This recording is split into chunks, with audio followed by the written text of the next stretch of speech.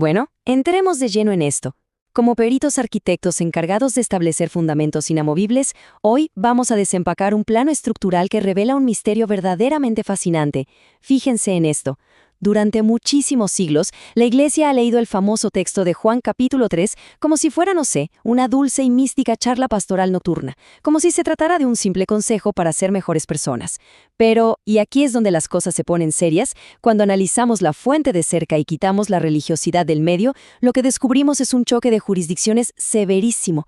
Literalmente, estamos viendo una colisión frontal entre el nivel más alto de la erudición humana y la sustancia inquebrantable del gobierno del Padre. Así que prepárense porque vamos a cambiar la óptica por completo.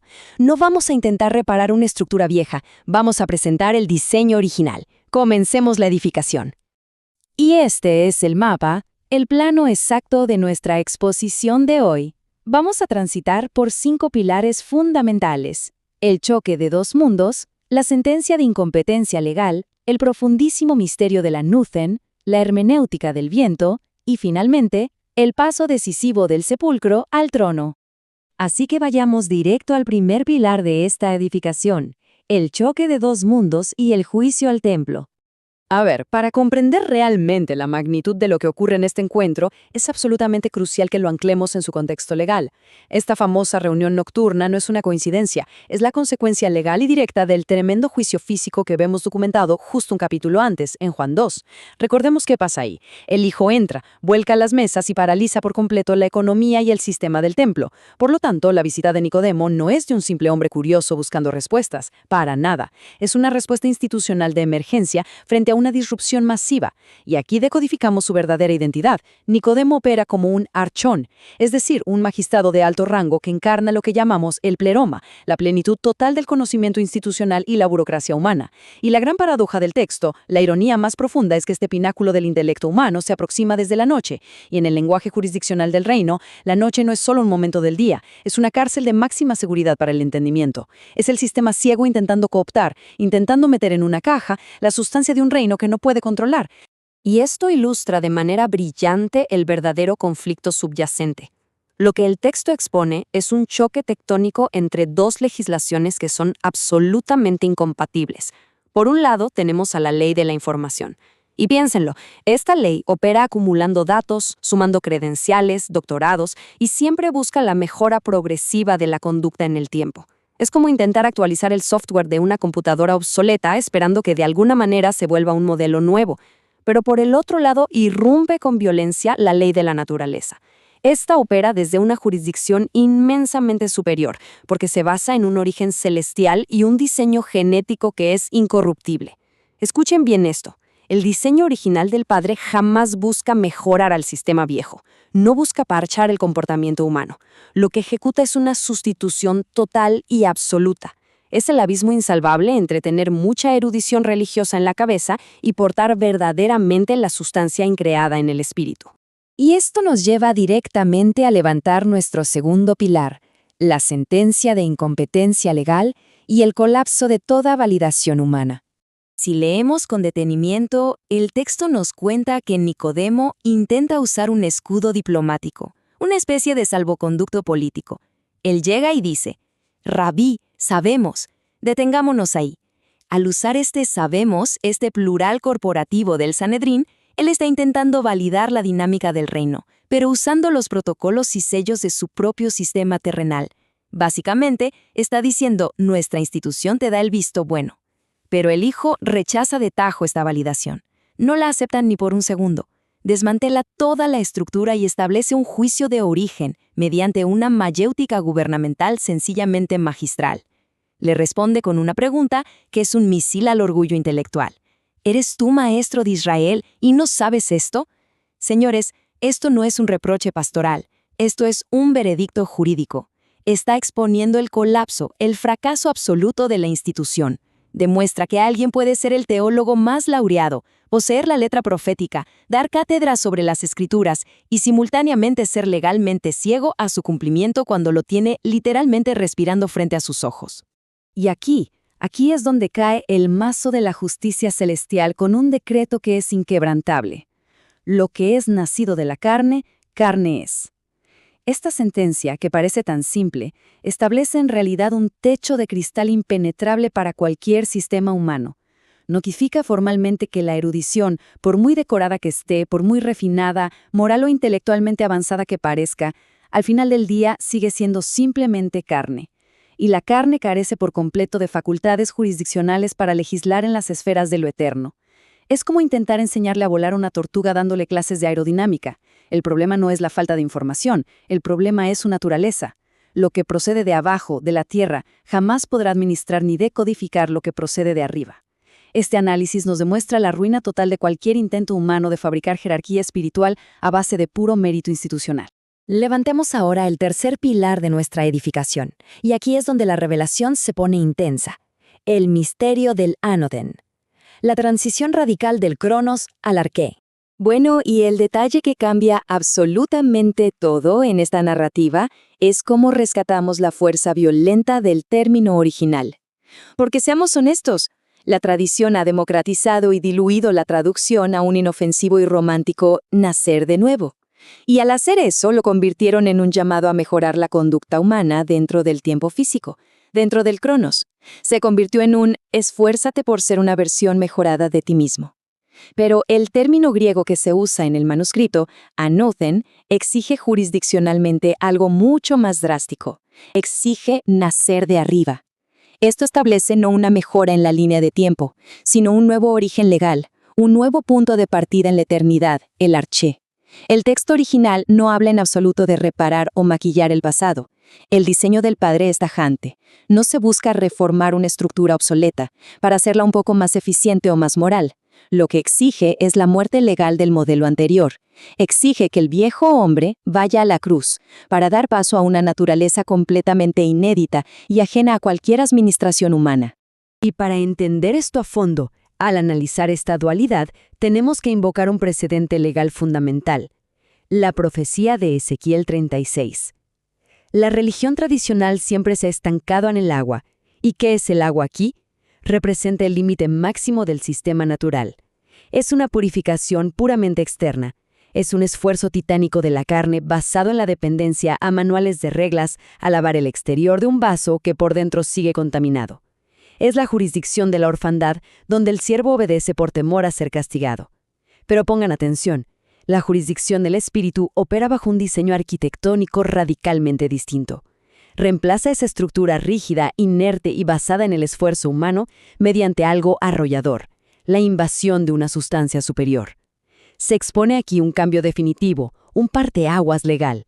Es pasar de ser administradores de lavados externos a convertirnos en el terreno mismo donde se establece, por puro diseño celestial, una filiación, de siervos dependientes a herederos absolutos.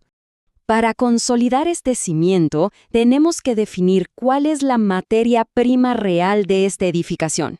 Y esa materia prima es la Zoé. Esto trasciende por muchísimo la simple bios, que es la mera existencia biológica y mortal. La Zoé representa la vida invencible, inagotable y absoluta del Padre mismo. Y fíjense en la reacción de Nicodemo. Cuando su intelecto institucional, estructurado y cuadriculado se enfrenta a esta vida increada, su sistema hace cortocircuito y formula la gran pregunta de la incompetencia humana. ¿Cómo puede hacerse esto? Porque las instituciones siempre buscan un método, ¿verdad? Buscan un cómo, una fórmula de 5 pasos, un protocolo que puedan administrar, vender y controlar. Pero el modelo del reino no responde jamás con un cómo, responde con identidad pura. Responde con un quién. La Zoé, al integrarse de manera indisoluble en el espíritu del hombre, hace que su origen, su diseño y su destino se vuelvan jurídicamente inalcanzables para cualquier tipo de gestión o manipulación terrenal. Y así llegamos al cuarto pilar, que es una verdadera disrupción: la hermenéutica del viento. El desmantelamiento total del control piramidal. Y el punto crucial a entender aquí, la médula de esta analogía del viento, es que estamos frente a un decreto de emancipación. El viento sopla de donde quiere, así es todo aquel que es nacido del Espíritu. Piensen en eso. Quienes portan verdaderamente esta genética del Anofen son, por definición legal, inetiquetables. No pueden ser empaquetados en denominaciones, no pueden ser gobernados por las cúpulas religiosas, ni encerrados en organigramas piramidales, sencillamente porque su origen es indetectable para los radares institucionales. Tratar de controlar a un hijo de Dios es como intentar meter un huracán dentro de una caja de cartón. Es absurdo.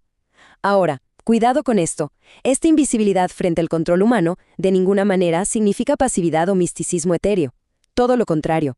Esta emancipación estructural es exactamente lo que les otorga el derecho legal, la legitimidad absoluta, para manifestarse con una autoridad gubernamental arrolladora en el plano terrenal. Precisamente porque quedan libres de la maquinaria del sistema viejo, es que ahora tienen el músculo espiritual para ejercer verdadero gobierno y establecer el diseño del Padre en la tierra. Ahora sí, construyamos el quinto y último pilar de nuestro compendio estructural, del sepulcro al trono, el decreto de posicionamiento. Nos vamos a trasladar ahora en el tiempo. Dejamos atrás aquel escenario de la charla nocturna de Juan 3 y viajamos hacia un trágico y revelador límite expuesto más adelante, en el huerto de Juan 19. El relato histórico nos señala algo devastador. Nicodemo logra, de alguna manera, salir físicamente de su sistema institucional para ir a la cruz. Pero su proceso de entendimiento sufre una parálisis peligrosa frente a la tumba.